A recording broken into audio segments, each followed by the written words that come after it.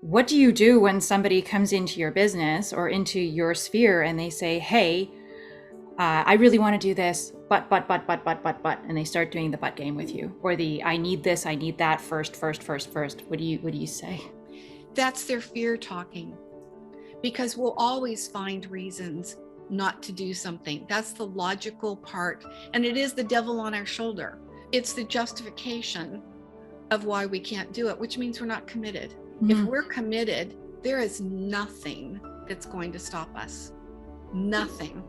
About 5 years ago, I walked the Camino de Santiago, which is a pilgrimage that goes across Spain. It's 500 miles. Some people walk parts of it. I had a desire for 20 years to do the whole thing. And as the years went by, I kept thinking, oh, it's too late. It's too late. It's too late. And then I started getting, as we know, when something's on our radar, I started getting signs, hearing about a friend of a friend who did part of it, or a social media post where somebody did a part of it. And the more I started looking at it, I laid out a plan. And I laid out a plan that if I could build up my walking to sustain 15 miles per day for 5 weeks, I could do the whole 500-mile Camino. In and of itself, that seemed mind-boggling. And I can tell you, before I left for the Camino, the longest walk that I had done was a 15-mile once a week. So to think about doing 15 miles every day. However, I got myself together. I had somebody come that could take care of what was then both my dogs, chickens, and horses.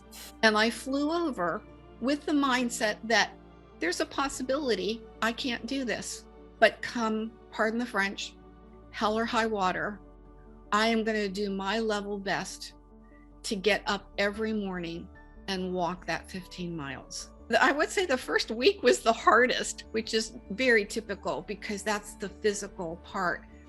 And then it got easier and easier to the point that I didn't even feel my feet on the ground.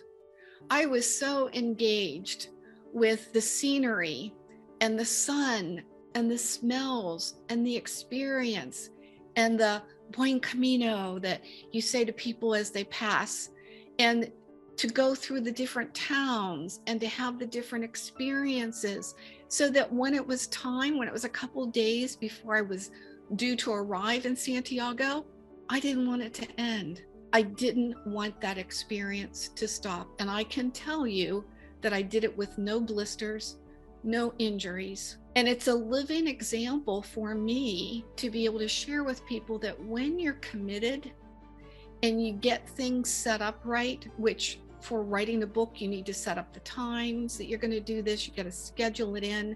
You got to do it come hell or high water, whether you put 2 words down on the page or 200 words on the page. But you have to be committed to the process, committed to the goal. And if you are, you'll do it.